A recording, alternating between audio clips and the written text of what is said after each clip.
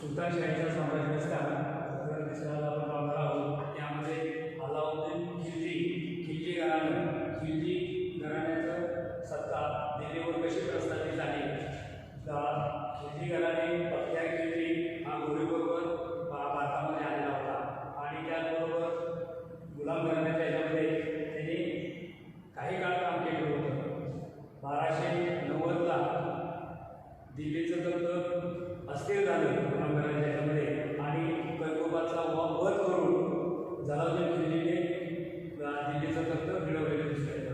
म्हणजे दिल्लीच्या तत्त्यावर आल्यानंतर त्यांनी आपलं साम्राज्य राज्य चालवायला सुरुवात केली आणि राज्य चालवत असताना त्याला अनेक अडचणी आलेल्या आपल्याला दिसून येतात.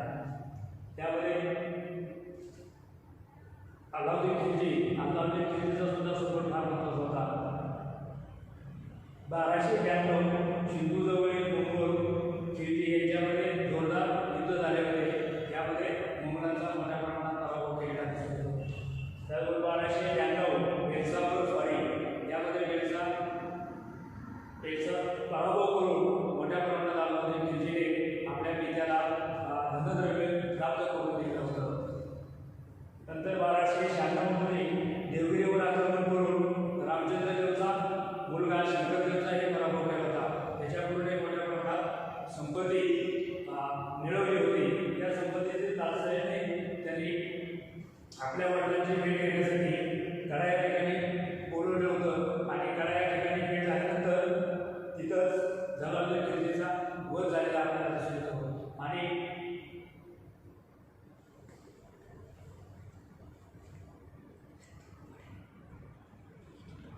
त्यांनी आपली सत्ता प्रस्थापित केली. प्रस्थापित केल्यानंतर त्याला अनेक संघटनांना सामोरं जावं लागलं. बंडाचा रिपोर्ट, बंडाची कारणे यामध्ये राज्यातील कुठल्याही खात्यांच्या अकार्यक्षमतेमुळे राज्यात घडणाऱ्या घटनांची माहिती राज्याला मिळत असल्यामुळं त्याला विरोध व्हावा हा एक त्यामागचं एक कारण असल्याचं आपल्याला दिसून येतं. त्याचबरोबर राज्यातील अधिकारी व सुभेदार यांच्यामध्ये मद्यपानाचं प्रमाण वाढलेलं दिसून येतं. त्यामुळं राजा आणि सुलतान आणि प्रजा यांच्यामध्ये दुरावा निर्माण झालेला दिसून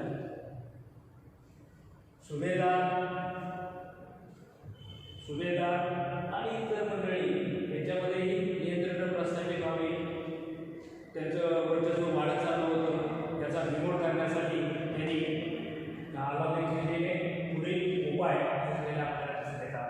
त्यामध्ये पहिलं आपल्याला सांगता येईल कारण अकार्यक्षम गुप्तहेर खातं निर्माण केलेलं होतं, परंतु पाहिजे तेवढं कार्यक्षम असलेलं दिसून येत नाही. अकार्यक्षम असलेलं आपल्याला दिसून येतं.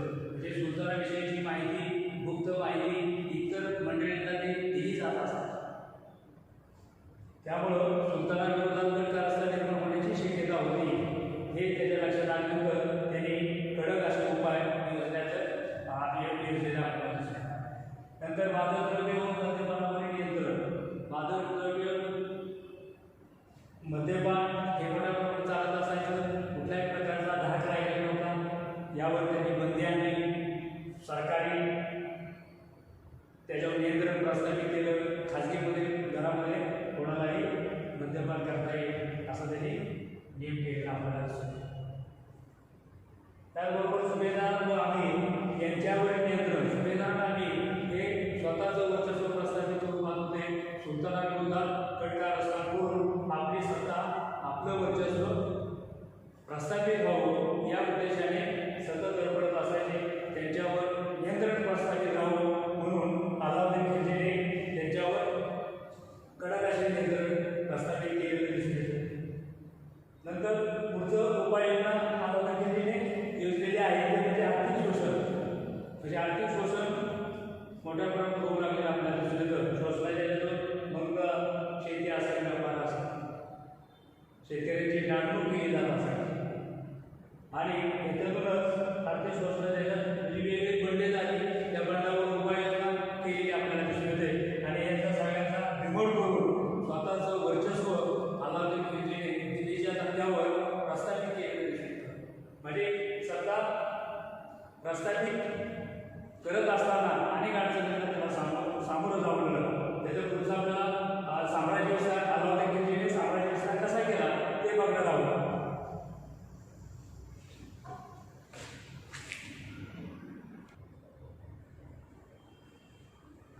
अलाउद्दीन खिलजीने गडाचा बिमोड केल्यानंतर उत्तर साम्राज्य विस्तार करण्याचा धोरण ठरवलं. उत्तर साम्राज्य विस्तार आणि दक्षिण साम्राज्य विस्तार अशी दोन धोरणं त्याच्या आयुष्यामध्ये त्यांनी प्रस्थापित केलेली आपल्याला दिसणार. महत्त्वाचं म्हणजे उत्तर हिंदुस्थानामध्ये स्वारी करत असताना अलाउद्दीन खिलजीने जग देता अलेक्झांडरसारखं सर्व हिंदुस्थानावर माझं वर्चस्व प्रस्थापित हा उद्देश त्याचा होता. त्याचबरोबर त्याच्या एका सोन्याच्या शिक्क्यावर तो स्वतःला सिकंदर असल्याची दुसरा सिकंदर असं संबोधत असत. दिल्लीच्या कोतवाल मुल्क याने हिंदुस्थानावर आपलं वर्चस्व गाजवावं असं सांगितलं होतं. तो मुळातच अलाउद्दीन खिलजी हा महत्त्वाकांक्षी स्वभावाचा होता. म्हणजे उत्तर हिंदुस्थानावर स्वारी त्यांनी केलेली आहे. गुजरातवर पहिल्यांदा त्यांनी गुजरातवर स्वारी केलेली आहे. नुसरत खान हे आपल्या सरदाराला गुजरातवर पाठवलेला आपल्याला दिसून. गुजरात हा भौगोलिकदृष्ट्या संपन्न शहर असलेला आपल्याला दिसून येईल. या ठिकाणी मोठ्या प्रमाणात संपत्ती मिळत हा या उद्देशाने त्यांनी बघेल वंशीय राजा राय करणं व नुसरत खान यांच्यामध्ये मोठी चकमक झाली आणि या चकमकीमध्ये बघेल राजाला पराभवाला सामोरं जावं लागलं. त्याला पळ काढावा लागला आणि नुसरत खानाने त्यांची मोठ्या प्रमाणात संपत्ती मिळवलेली आपल्याला आणि शेवटी बडोस बघेल वाडा इतर प्रांतही त्यांनी काय केले नुसरत खानने ताबीज केलेले आपल्याला दिसून येतात. त्यानंतर पुढं रणथंबोरची स्वारी दुसरी स्वारी त्यांनी हाती घेतलेली आहे. इसवी सन 1299 ते 1301. तेथील जो राजा होता हमीरदेव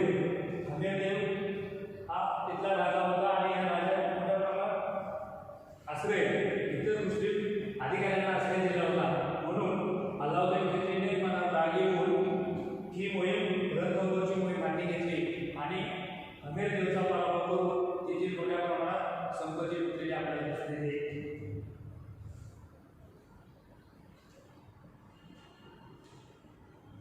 नंतर चित्तोडवर स्वारी इसवी सन 1303 ते इसवी सन 1304. चित्तोडवर हे सगळं राजपुतांचं वर्चस्व राज्य असलेलं आपल्याला दिसून येईल. तिथं रतन सिंहाचं राज्य होतं.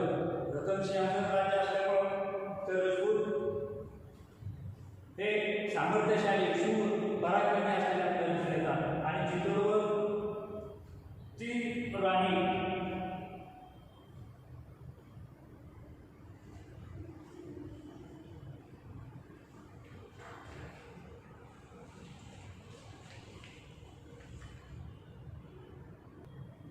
रणथंबोरनंतर अलाउद्दीन खिलजीने चित्तोडवर स्वारी केलेली आहे. चित्तोडचा राजा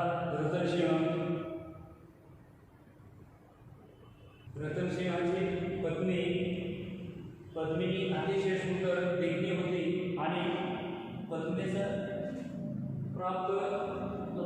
प्राप्त लाक्षेपोटी अलाउद्दीन खिलजीने चित्तोडवर स्वारी केलेली आपल्याला दिसून येते. चित्तोडवर राजाला पराभूत करून तिथं मोठ्या प्रमाणात काय केले चित्तोडला मेळा दिलेला आहे आणि चित्तोडचा मेळा हा सदासरी अलाउद्दीन खिलजीला यशस्वी करता आला नाही. तिथे राजपुतांची रसद बंद केली. रतनसिंहाने कप्ताने बंदी बनवले आणि सांगितले की पद्मिनी माझ्या हवाले करा. तुम्हाला जर रतनसिंह हवा असेल तर पद्मिनी मला द्या असे त्यांनी मागणी केली दिसून येते. आणि नंतर मग पद्मिनीच्या प्राप्तीसाठी अलाउद्दीन खिलजीने रतनसिंहाला कप्ताने मंदी बनवले. पद्मिनीच्या मोबदल्यात रतनसिंहाची सुटका ही मागणी मांडली. शूर राजपूत स्त्रियांनी धैर्याने करून दिले आणि रतनसिंहाची सुटका करून तिथून महिलांनी बाजूला गेलेले आपल्याला दिसून येतात. राजपूत स्त्रियांनी स्वतःला अग्नीमध्ये जवाब केलेला दिसून येतो. म्हणजे अलाउद्दीन खिलजीच्या सैन्याला बळी न पडता त्यांनी स्वतःला आपलं शील आबादी ठेवण्याचा प्रयत्न केला.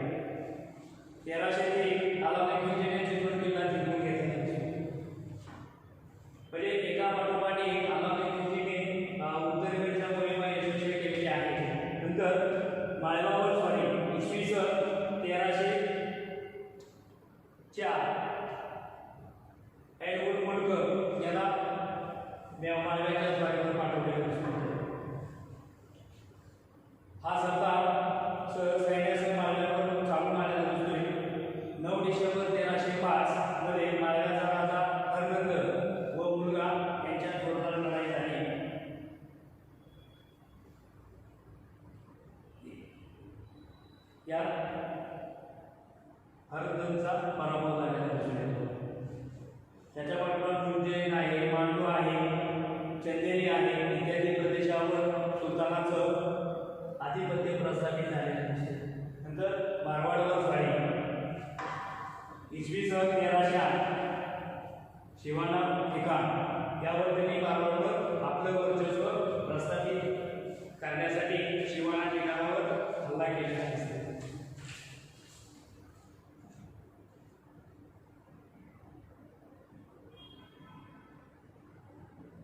म्हणजे मारवाड आपल्या हाती लागणार नाही, आपल्याला विजय प्राप्त होणार नाही हे पाहून तिथल्या रजपुत्रियांनी जोहार केला.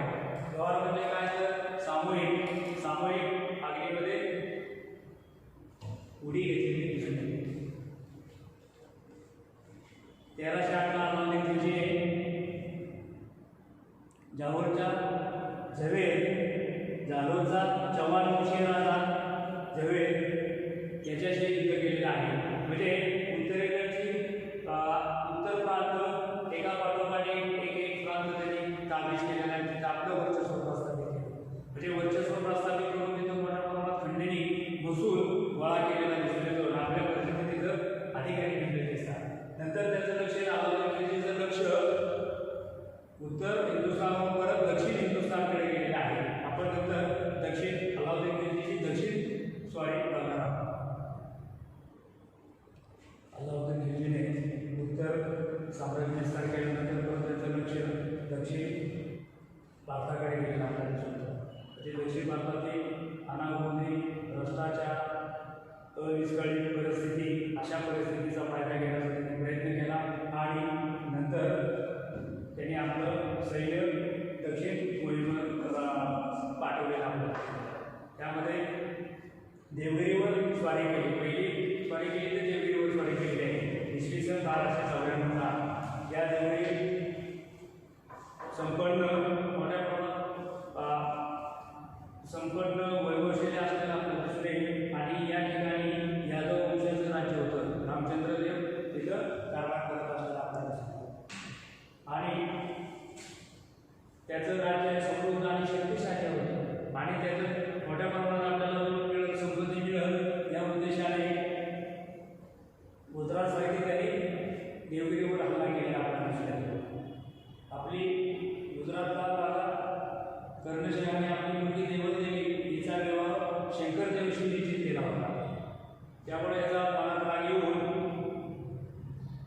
अलाउद्दीन खिलजीने देवगिरीवर स्वारी केली दिसते. अलाउद्दीनला राग येऊन कमलदेवीला दिल्लीला घेऊन आपला मुलगा खिजर खान याच्याशी लग्न लावून दिलेलं दिसते. म्हणजे शंकरदेवनं त्याचा पाडाव केलेला आपल्याला दिसून येतो. नंतर अलाउद्दीन खिलजीची त्या वेगळ्या मोहिमा आहे. म्हणजे दक्षिण स्वारीवर मलिक काफूरची नेमणूक केलेली आहे. मलिक काफूरची दुसरी स्वारी वारंगळवर 1308-9 या दरम्यान स्वारी केलेली दिसते. तिथं रुद्रदेव हा राजा राज्य करीत होता. विदेशी व्यवहारामुळे त्याला भरपूर नफा मिळाला होता. या हेतूने मलिक काफूरने 1308 ते 1309 मध्ये वारंगळवर स्वारी करून रुद्रदेवचा पराभव केला दिसतो. परंतु मलिक काफूरच्या सैन्यामुळे त्याला त्याचा टिकाव लागला नाही.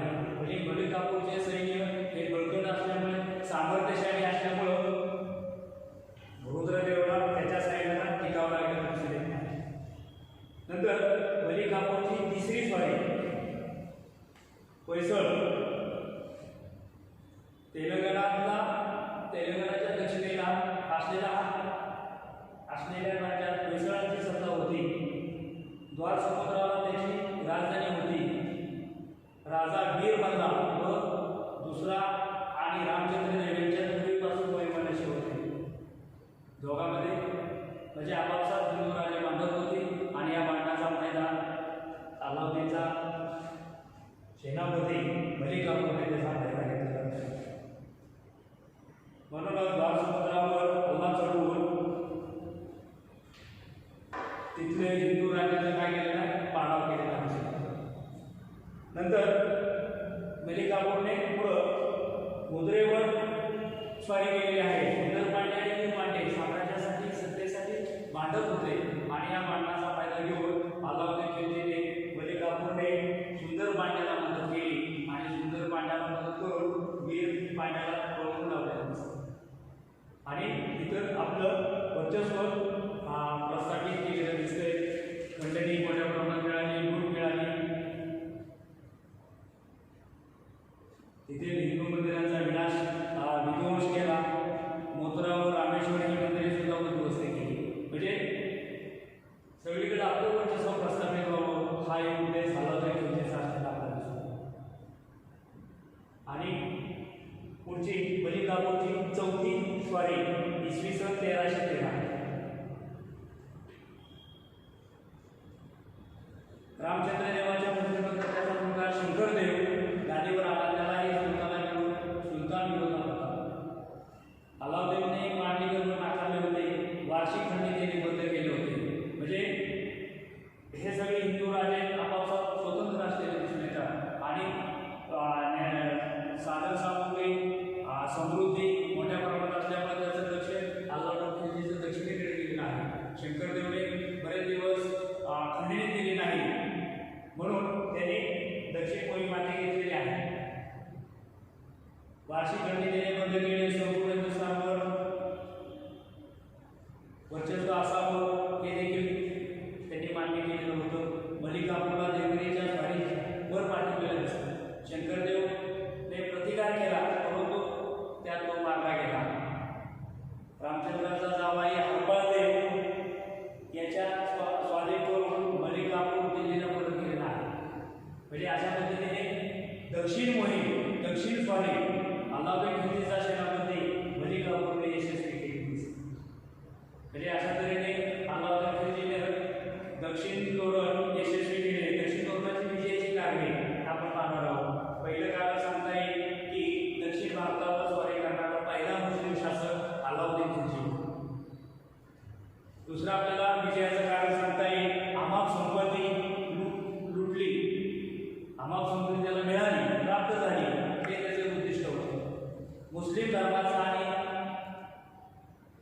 संस्थांचा प्रसार करून दक्षिण भारतात झपाट्याने झालेला दिसून येतो. म्हणजे मुस्लिम समाजाचा जास्तीचा प्रसार व्हावा हे आहे त्या मागचा उद्देश आपल्याला दिसून येतो. अल्लाउद्दीन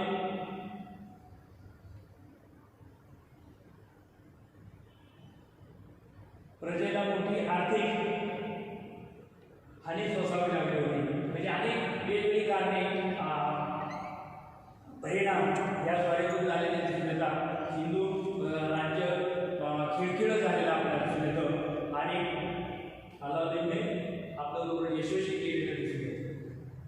म्हणजे तो महत्वाकांक्षी होता, साम्राज्य पेपाचा होता. सर्व जगावर जसं अलेक्झांडरचं राज्य असावं तशा पद्धतीने आपलं हिंदुस्थानवर संपूर्ण हिंदुस्थान आपलं वर्चस्व राहावं हा एक उद्देशाने त्यांनी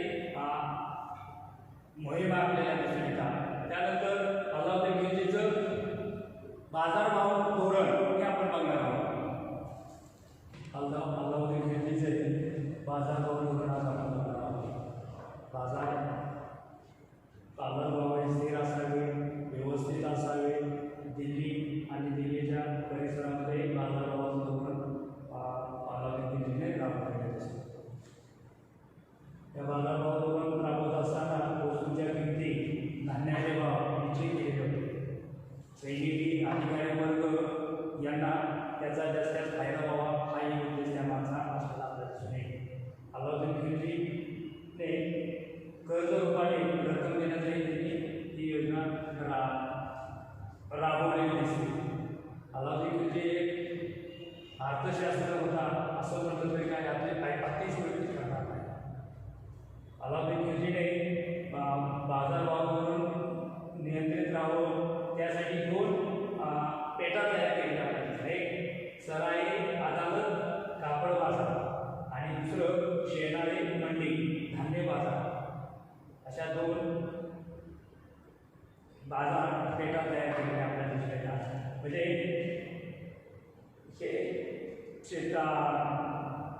उच्च पदाधिकारी वर्ग असेल यांना दिल्लीच्या याच्यामध्ये आपण नोंद करावी लागत असायची आणि नोंद करूनच आपल्या मूल्यवान वस्तू खरेदी करावी लागत असतात. म्हणजे बाजारावर हे फक्त दिल्लीपाशी सैनिकी वर्ग, पगारी अधिकारी वर्ग यांच्या मुक्तची योजना असलेली आपल्याला दिसून येते. त्यामुळं शेतकरी वर्ग कंगाल झालेला आहे. शेतकऱ्याकडून योग्य भावाने म्हणजे त्याचा जो सरकारी भाव आहे त्या सरकारी भावानेच किंमत दिली जात असायची धान्याला. त्यामुळे सरकार शेतकरी हा हवालदिल झालेला असतो.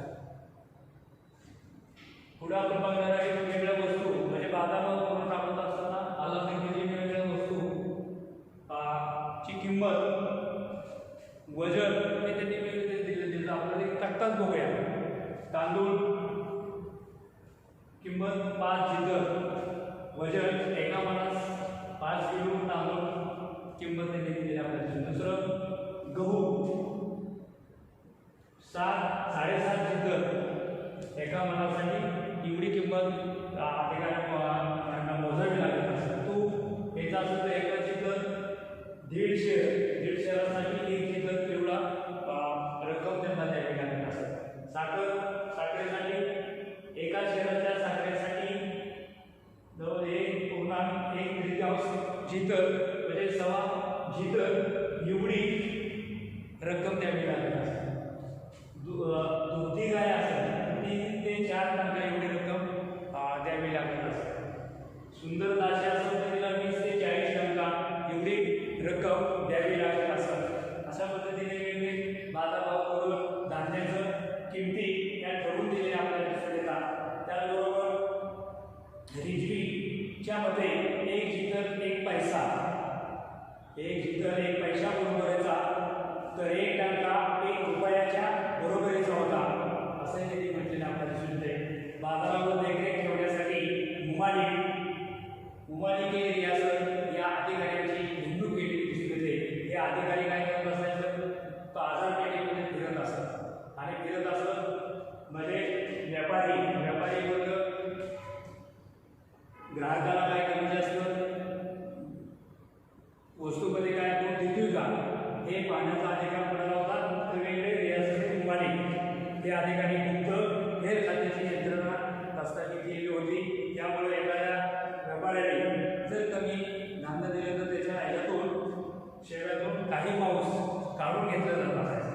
त्यामुळं व्यापारी वर्गावर सुद्धा एक मोठ्या प्रमाणात एक वचक अलाउद्दीन खिलजीचा असलेला आपल्याला दिसून येतो. अशा पद्धतीने अलाउद्दीन खिलजीने बाजारभावाचं धोरण राबवलं. बाजारभावानंतर त्यांनी वसूल व्यवस्था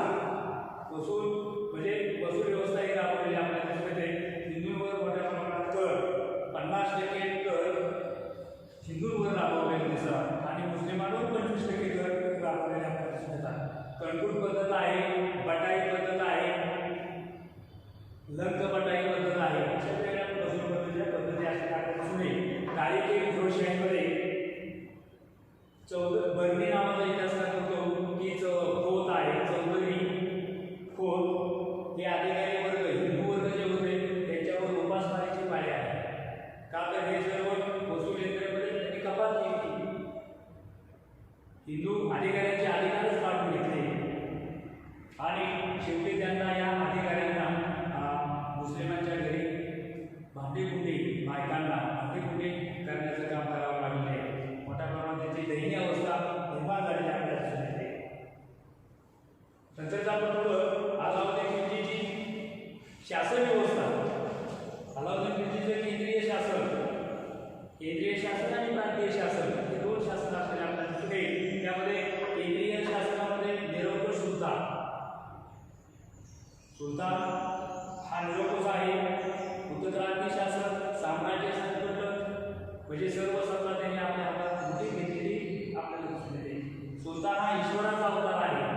सुलतानाला कुणी विरोध करायचा नाही असं त्यांनी म्हटलेलं आहे. ईश्वरा भूतलावर राज्य करण्यासाठी त्याला पाठवलेला आहे. म्हणजे ईश्वराचा जो अंश आहे भूतलावर त्याला पाठवलेला आहे. त्याची बरोबरी कोणी करू शकत नाही. तर राजा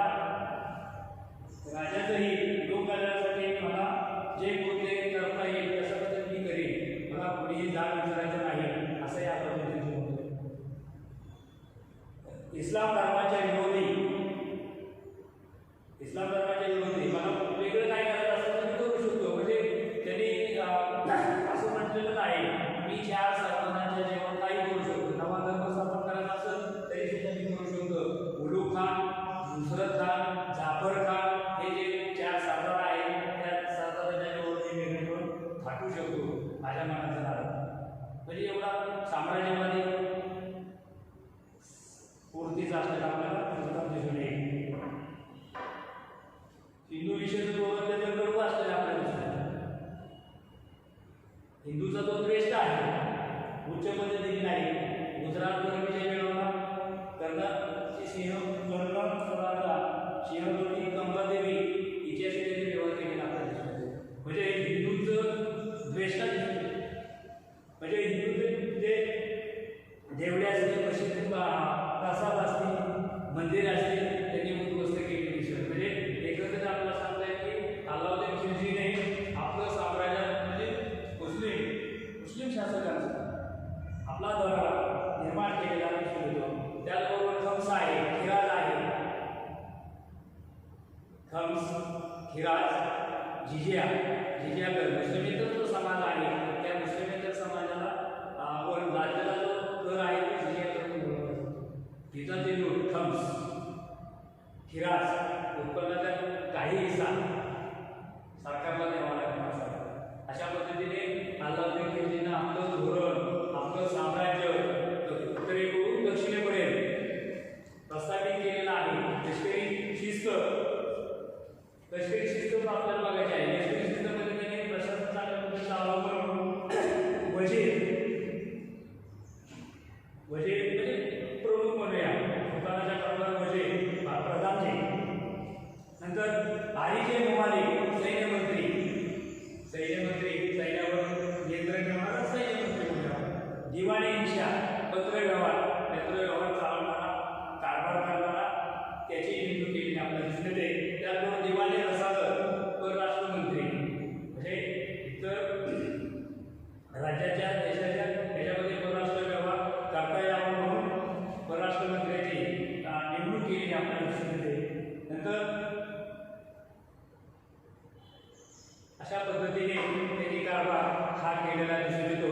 त्याची योग्यता बघत असताना अल्लाउद्दीन खिलजी हा साम्राज्यवादी विश्वास असलेला आपल्याला दिसून येईल. एक आदर्शवादी आपलं हिंदूचा कट्टर देश असलेला आपल्याला दिसून येईल. त्याचबरोबर तो विद्याकलेचा जो बघता दिसतोय, स्थापत्यकलेचा बघता दिसतोय. शिरी नावाचं एक शहर दिल्लीजवळ त्यांनी बसवलेलं आपल्याला दिसून येत आहे.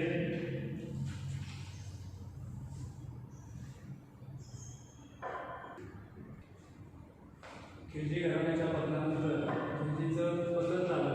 मग नेतृत्वाचा अभाव असेल, योजनेचा अभाव असेल, आर्थिक दुरावस्था आणि खिलजी कुतुबुद्दीन मुबारक खिलजी जलालुद्दीन खिलजीचा मुलगा आणि नासरुद्दीन खुसरेखाव व गाजी मलिक यांच्यामध्ये मोठी लढाई झाली आणि या लढाईमध्ये खिलजीचा पराभव झाला आणि पराभव गाजीने मोठं यश संपादन केलेलं आहे. घियासुद्दीन तुघलक तसं ही पदवी लावून दिल्लीच्या गादीवर तुघलक सत्ता प्रस्थापित झाली दिसून येते. तुघलक हे मिश्र स्वरूपाचे असलेले आपल्याला दिसून येतात. मोहम्मद तुघलक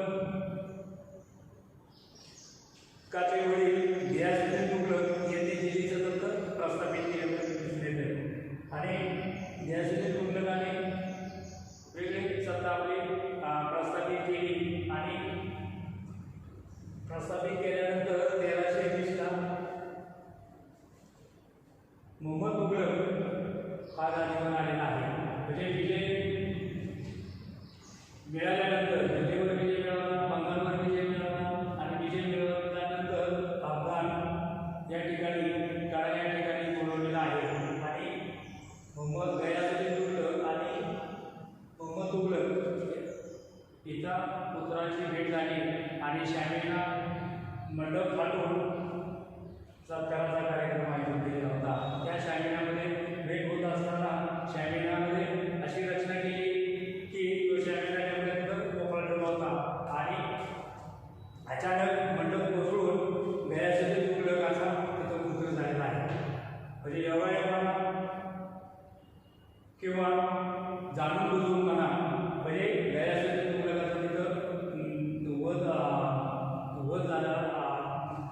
वध झाला, काही जणांना मरण आलं आणि पुढं मोहम्मद तुघलक हा सत्तेवर आला.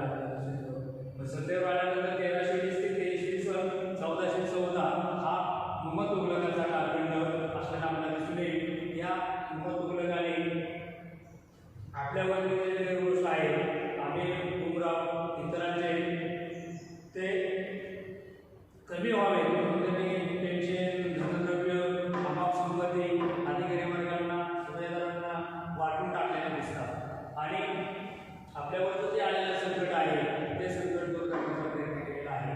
म्हणजे सत्तेवर आल्यानंतर उत्तम वक्ता होता, गणिती होता, वैद्य कला, युद्ध कला याच्यामध्ये जो पारंगत असलेला आपल्याला दिसून येईल. राज्यशास्त्र, इतिहास, भूगोलाचं ज्ञान असलेला अष्टपैलू व्यक्तिमत्व असलेला आपल्याला दिसून येईल आणि त्यांनी वेगवेगळे प्रयोग नवप्रयोग करायला सुरुवात केली आपल्याला दिसून येईल. सत्तेवर त्यांनी गोवातील गोवा प्रांत हा दिल्ली आणि आसपास चिंचोळा भाग आहे, यमुना गंगा आणि यमुनेच्या भागामध्ये हा प्रांत असलेला आपल्याला दिसून येईल. तिथं मोठ्या प्रमाणात हिंदू लोक आहेत आणि जास्तीत जास्त तर वाढ तिथे केलेली आपल्याला दिसून येते. इसवी सन 1326 ते 1327 मग त्यासाठी त्याने दिवाणी कोळी शेती खातं हे निर्माण केलेलं आपल्याला दिसतं.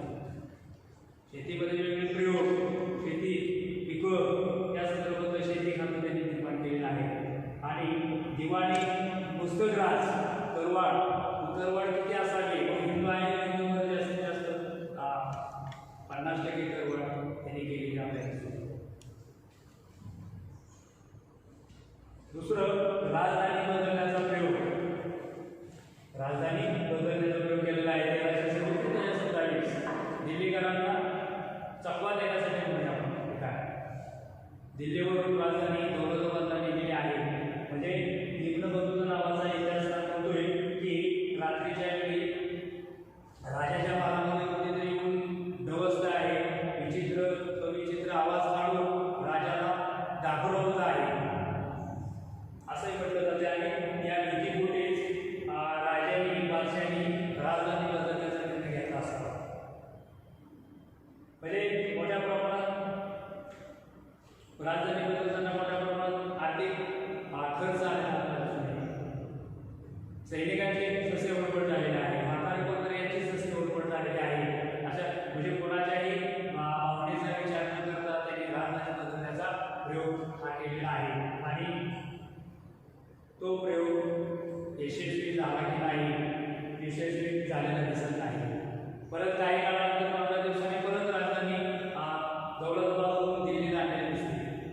म्हणजे एवढं मोठं वैभव, दिल्लीचं वैभव असताना त्यांनी तिथं बसून कारखाना लावला, परंतु त्याचा विचार न करता त्यांनी तात्काळ निर्णय घेतला, चलो दिल्लीवरून दौलताबादला राजधानी नेली आपल्याला दिसते.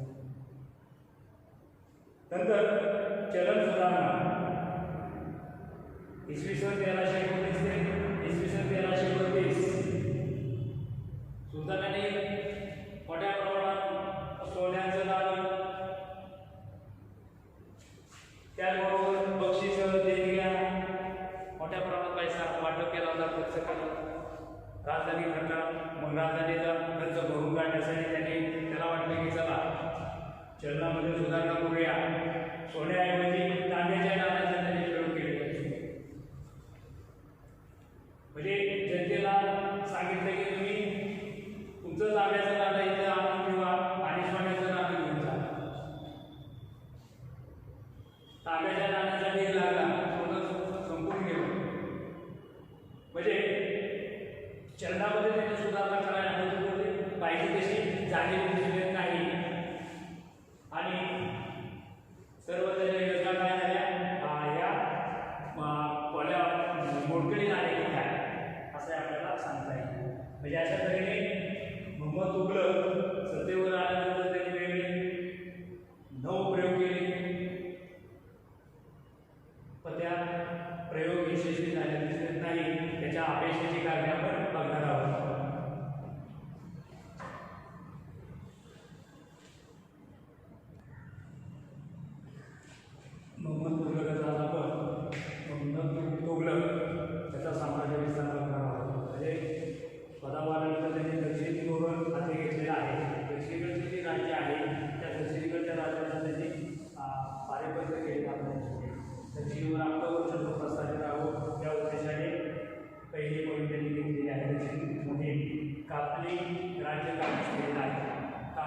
प्रांत हा कर्नाटकातील बेळगावी धारवाड या जिल्ह्यात असल्याचे दिसून येईल. तिथं आपलं वर्चस्व प्रस्थापित होऊन त्या उद्देशाने 1326 ते 1327 या काळात त्यांनी कांबलीवर राज्य केले आणि कांबलेच्या राजाचा बिमोड केला आणि तिथं आपलं वर्चस्व प्रस्थापित केलं. त्यानंतर द्वार समुद्रावर वर्चस्व. द्वार समुद्र कांबली 1327 ला कांबलीने वृषभ कांबलीचा जो वृषभ आहे आणि वैशालचा जो राजा बल्लाळ आहे याच्याशी युद्ध करण्यासाठी पाठवलेला आहे. त्याच्या ह्याच्यामध्ये फैसलाचा तिथं पराभव झालेला आहे. म्हणजे द्वार समुद्राचं वर्चस्व तिथंही तिथली सत्ता हिंदूंची सत्ता नष्ट करून तिथं आपलं वर्चस्व प्रस्थापित केलेलं आहे. म्हणजे एक प्रांत नष्ट केलेला आपल्याला दिसून येईल. त्यानंतर वृषभचा अमानुषवध म्हणजे वृषभचा हे अमानुषवध केलेला आहे. त्याची कातडी सोडून त्याच्या बायका पोरांना मांस खायला पाठवलेला आपल्याला दिसून येईल. म्हणजे तो मोहम्मद तुघलक हा रक्तपिपासू होता, साम्राज्यवादी होता, कट्टर शून्यपंथी असलेला आपल्याला दिसून येईल. नंतर कोंढाणा काबीज करण्याचा त्यांनी प्रयत्न केलेला आहे. काश्मीर, राजस्थान, ओरिसा, मलबार हे प्रांत सोडले तर बाकी इतर प्रांतावर त्यांनी आपलं वर्चस्व प्रस्थापित केलं. म्हणजे संपूर्ण भारतभर त्यांनी आपली सत्ता प्रस्थापित केलेली आपल्याला दिसून येईल. काही प्रांत वगळता इतरावर त्यांनी आपलं साम्राज्य प्रस्थापित केले. नंतर खोरासन मोहीम इसवी सन 1328 इसवी सन 1329 खोरासन प्रांत काबूल इजिप्तचा शासक खलिफा इजिप्तचा शासक मंगोल तश्मशिरी खोरासनवर चालू करण्यास तयार होता.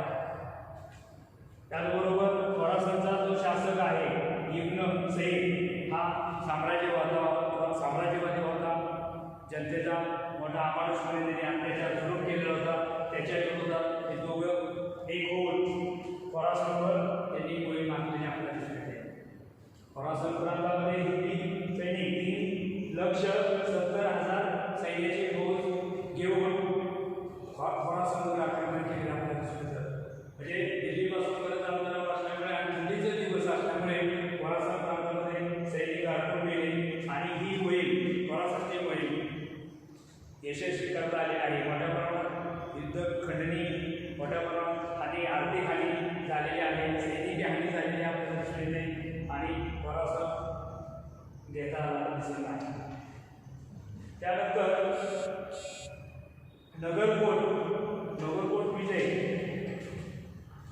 इसवी सन 1337 पंजाब नगरकोट पंजाबमधला प्रांतातला कांगडा जिल्ह्यातील नगरकोट हा भाग असताना आपल्याला दिसून येईल.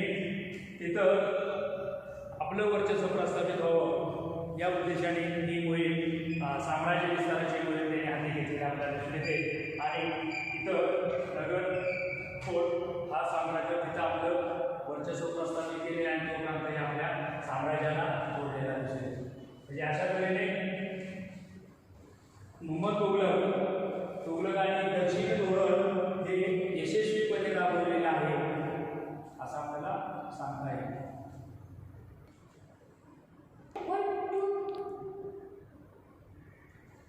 मोहम्मद तुघलकाच्या काळामध्ये मोहम्मद तुघलकाच्या काळानंतर शेवट मोहम्मद तुघलकाच्या निधनानंतर राज्यासाठी संघर्ष निर्माण झालेला आहे.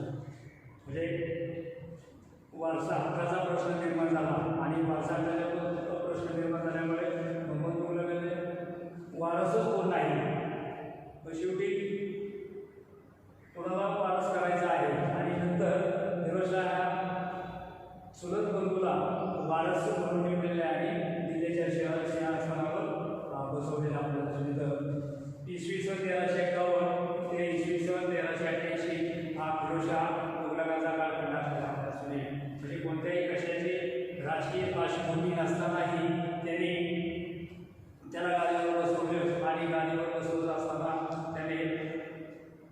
जनतेची पण जिंकण्याचा प्रयत्न केलेला आहे.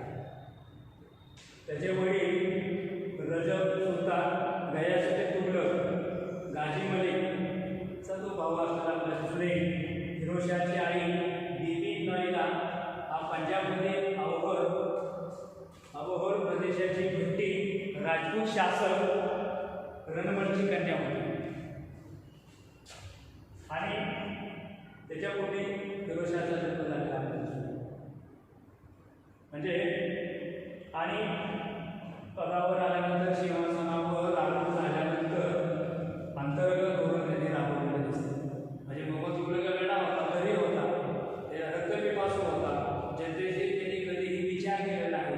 मोठ्या प्रमाणात त्यांनी त्याच्यावर आर्थिक कर लागलेले आपल्याला दिसून येतात. परंतु फिरोजशाह तुघलक गादीवर आल्यानंतर त्यांनी अंतर्गत धोरण पहिलं राबवलं. प्रशासकीय सुधारणामध्ये सुधारणा करण्याचा त्यांनी प्रयत्न केलेला आहे. पहिली मोहीम हाती घेतलेली आहे. मलिके जहा मकबूल या नावाचा प्रधानमंत्री याला खाने जहान ही पदवी देऊन आपला प्रशासनाचा प्रमुख केलेला आपल्याला दिसून येतो. म्हणजे चांगल्या पद्धतीने कामकाज करता यावं हा एक उद्देश त्या मागचा असलेला दिसतो. नंतर न्याय प्रणाली म्हणजे मोहम्मद तुघलक यांची न्याय प्रणाली कडक होती. डोळे काढणे, हातपाय तोडणे, हत्ती खाली देणे अशी खूप हत्या होती, हत्या केल्या जात असायच्या. न्याय सुधारणेमध्ये फिरोजशाह तुघलकाने हा मुसलमान कायदा सर्वश्रेष्ठ असल्याचं समजत असतं. म्हणजे न्याय प्रणालीमध्ये जास्तीत जास्त आणि न्याय प्रणालीने वागण्याचा प्रयत्न केलेला आहे. त्यासाठी त्याने काजीची नेमणूक केली आहे. मोहम्मद तुघलकाच्या काळामध्ये काजीचं महत्त्व कमी केलं होतं, उलेमाचं महत्त्व कमी केलं होतं. परंतु फिरोजशाह तुघलकाने काजीला उलेमांना महत्त्व देऊन त्यांच्या न्याय निवाडा करण्याचा प्रयत्न केला आहे. राजधानीच्या ठिकाणी इतर ठिकाणी काजीची नेमणूक केलेली दिसते. कठोर शिक्षा त्या रद्द केलेल्या दिसतात. सौम्य शिक्षा त्यांनी आपल्या ह्याच्यामध्ये राज्यामध्ये आणलेल्या आपल्याला दिसतात. नंतर आर्थिक सुधारणा, आर्थिक परिस्थिती डब राहिल्याने फिरोजशाह अधिकारी होते, गुंजळ माजलेला होता. अशा परिस्थितीमध्ये त्यांनी आर्थिक सुधारण्याचा प्रयत्न केला. त्यासाठी जमीन महसूल कर पद्धती आणली. जुलमी कर रद्द केले, वेगवेगळ्या प्रकारचे 24 कर रद्द केले. खिराज यासारखे जिजियासारखे कर त्याने लागू ठेवलेले दिसतात. खम्स म्हणजे काय? खम्स उत्पन्नाचा युद्धातील लूट 1 रुपयात लूट आहे, ती लूट सरकारी जमा करायची आहे. खिराज काय आहे? जमीन महसुलाचा उत्पन्नाचा 1/10 भाग सरकारला द्यायचा. जिजिया कर काय आहे? तर जिजिया मुस्लिमेतर जो समाज आहे त्याच्यावर लादलेला कर आहे. त्याचबरोबर आपल्याला सांगता येईल की ब्राह्मणांकडून सुद्धा कर वसूल केलेला दिसतो. म्हणजे तो सगळ्यात पहिल्या बाबतीत तो कडक असलेला आपल्याला दिसून येईल. नंतर जहागिरी पद्धत, मोहम्मद तुघलकाच्या काळामध्ये मोहम्मदाने जहागिरी पद्धत बंद केलेली होती. रोख कर दिलं जात असायचं.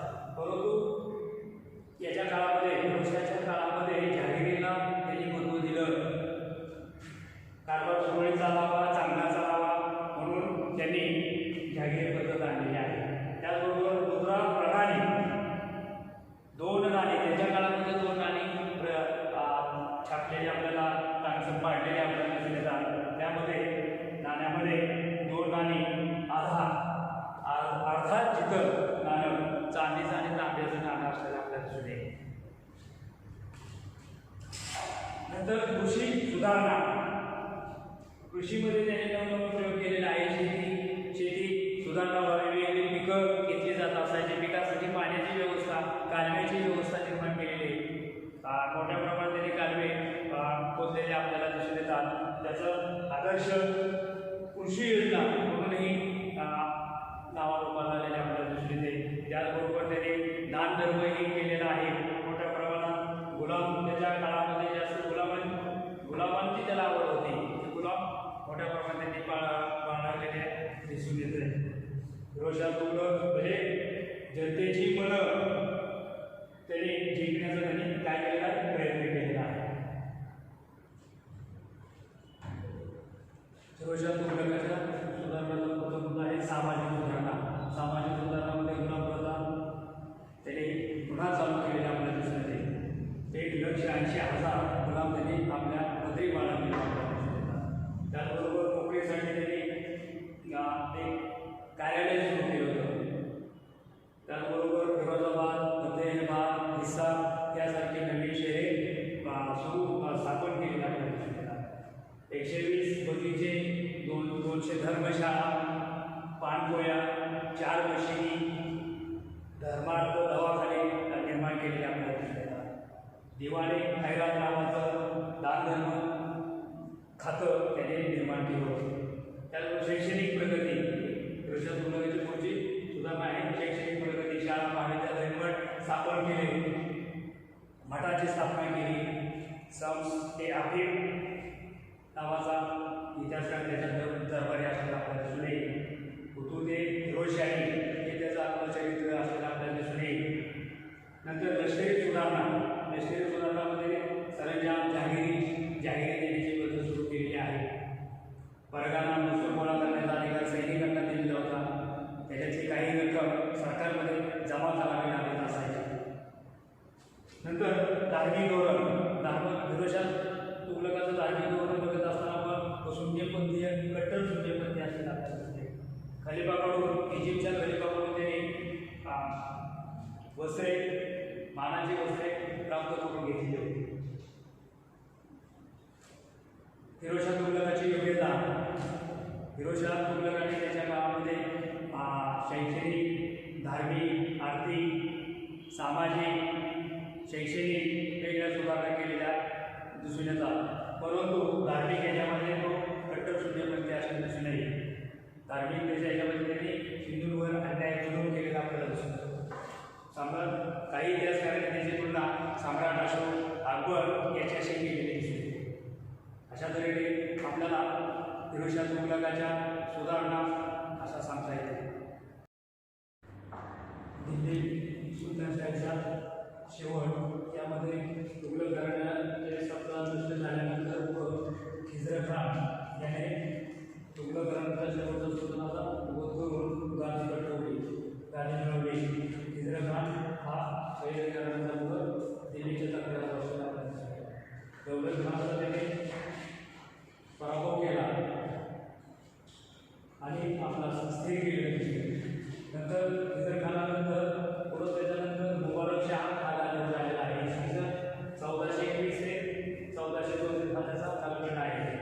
हिंदू मुस्लिम त्याचबरोबर आंबेरांचा विरोध त्याला असलेला आपल्याला दिसून येईल. त्याचाही त्याने विरोधकांचा बिमोड करून आपली सत्ता स्थिर केली दिसते. त्याचबरोबर कोकणवेळेनेही बंडी केली दिसतात. कोकणला वाटत होतं की आम्हाला सत्ता मिळावी, आमचं वर्चस्व वाढावं या उद्देशाने मोगरांनी पंजाबमध्ये बंड धुमाकूळ घालायला सुरुवात केली. सर म्हणून त्याला सुभेदार नेमल्याचं दिसून येतं. म्हणजे सत्ता स्थिर राहावी हा त्यामागचा उद्देश दिसतो. पुढं मोहम्मद शाह हा सत्तेवर आलेला दिसून येईल. 1434 ते 1445 हा त्याचा कालखंड आहे. सत्ता जरी तो गादीवर आला असला तरी हे सत्ता सर्व म्हणून जागेत होती. त्याच्या नंतर तो कारभार करत असलेला आपल्याला दिसून येतो. त्याच्या मृत्यूनंतर पुढं अलाउद्दीन आलमशाह गादीवर आला. 1442 ते 1450 हा त्याचा कालखंड आहे. तो दुबळ्या नेतृत्वाचा होता, लहरी होता.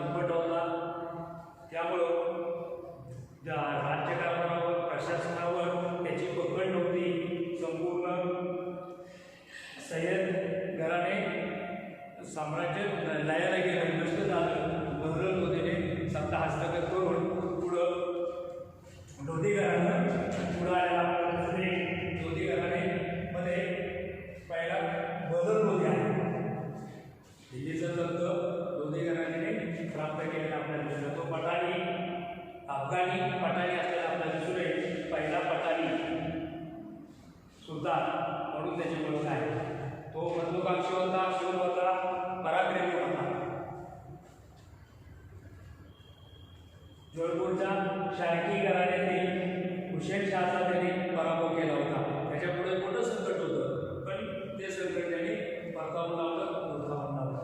त्यानंतर बदर लोधीनंतर सिकंदर लोधी गादीवर आला. दिल्लीचं दत्त त्याच्या ताब्यात आलं. 1489 ते 1517 तो गादीवर आला आणि गादीवर आल्यानंतर त्यांनी स्वकीय शत्रूंचा बंदोबस्त केलेला आपल्याला दिसतो. त्याचबरोबर पाटणनायकांनाही शिस्त लावली दिसते, म्हणजे तो शिस्तीचा भक्त होता. त्याचबरोबर दुसरं खातं प्रशासकीय व्यवस्था याकडे त्यांनी बारकाईने लक्ष दिलेलं होतं. दुष्काळाच्या स्थितीमध्ये दरमामीची योजना त्यांनी राबवली होती.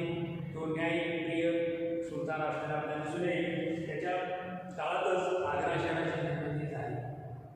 सिकंदर लोधीनंतर शेवटचा सल्तनतशाहीच्या काळातला शेवटचा सुलतान बदर लोधी आणि इब्राहिम लोधी गादीवर आला.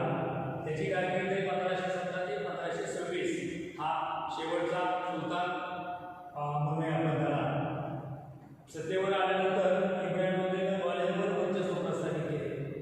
ग्वाल्हेरचे राजा मानसिंग याचं जे तिथं वर्चस्व होतं, सत्ता होती, ती सत्ता दुर्गावून तिथं आपलं वर्चस्व प्रस्थापित करण्याचा प्रयत्न केलेला आहे. पुढं मेवाडशी संघर्ष केलेला आहे. मेवाडशी संघर्ष केला. राणा संघाशी त्याने कडवी झुंज दिली, परंतु राणा संघाने त्याचा पराभव केलेला आपल्याला दिसून येतं. राणा संघाची कारकीर्द त्याचे सैन्य, त्याच्या सैन्यापुढं इब्राहिम लोधीच्या सैन्याचा टिकाव लागला नाही, पराभवाला सामोरं जावं लागलं. नंतर इब्राहिम लोधीचा अंतर्गत धोरण बघत असताना आपल्याला जलाल खानाचं बंड, जलाल खाना त्याचा भाऊ होता. तो भाऊ त्याला भावाला वाटत होतं की मला राज्यातला निवा हिस्सा मिळावा, वाटणी मिळावी, या हिशोबाने त्यांनी बंड केलं होतं. भावाचंही बंड त्यांनी मोडून काढलं आणि आपलं असं आपली सत्ता स्थिर केली. नंतर आमिरांचं बंडखोरी, आमिराने सुद्धा बंडखोरी केली. आमिरांना वाटत होतं की मला राजपदावर आम्हाला स्थान मिळावं, हिस्सा मिळावा, या उद्देशाने त्यांनी आमिराने सुद्धा महत्त्वाची पदं मिळावी, या उद्देशाने आमिराने सुद्धा इब्राहिम लोधीच्या त्याला विरोध केलेला आहे. सगळ्याचा विरोध मोडून काढून त्यांनी आपली सत्ता स्थिर केली दिसते. इब्राहिम लोधीच्या काळामध्ये महत्त्वाची घटना म्हणजे पानिपतची लढाई झालेली आहे. पानिपतची 1526 लढाई. या लढाईमध्ये इब्राहिम लोधी आणि बाबर आपण हा अफगाणी पठाणच होता आणि या दोघांच्या ह्याच्यामध्ये बाबर दौलत खान लोधी, पंजाबचा जो सुभेदार आहे दौलत खान लोधीने बाबराला निमंत्रण दिलेलं होतं आणि येऊन इब्राहिम लोधीचा काय पराभव कर, या उद्देशाने बाबर हिंदुस्थानवर बाबराने स्वारी केली आहे 1526. आणि येऊन बाबराने पानिपतच्या लढाईमध्ये इब्राहिम लोधीचा जो गाडगे तोफखाना आहे, त्या तोफखाना बाबराचा आधुनिक पद्धतीचा जो तोफखाना होता, त्या तोफखान्यापुढं इब्राहिम लोधीच्या तोफखान्याचा टिकाव लागला नाही आणि शेवटी इब्राहिम लोधीच्या सैन्याला धूळ खावी लागली आणि बाबराने आपला विजय प्राप्त केलेला दिसून येतो. पानिपतची लढाई ही इतिहासामध्ये महत्त्वाची लढाई मानली जाते. इथं आम्ही अफगाणी मठात बाबराने सल्तनतशाहीचे सत्ता संपवून तिथं मोगली पठाणी सत्ता स्थापन केली आपल्याला दिसून येते.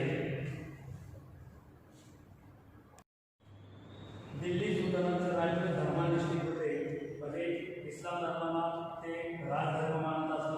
हिंदूंवर त्यांनी अन्याय अत्याचार जुलूम केले होते. त्यामुळं सुलतानाचं एक सत्ता केंद्रित असल्यामुळं दिल्ली सुलतानशाहीचं पतन झालं. त्यानंतर दळणवळण साधनाच्या विकास झाला नाही. म्हणजे एवढं मोठं वैभव सर्वत्र पसरलेलं असतानाही वेगळे राज्य या प्रांतावर देखरेख ठेवण्यासाठी दळणवळण सुविधेचा अभाव होता.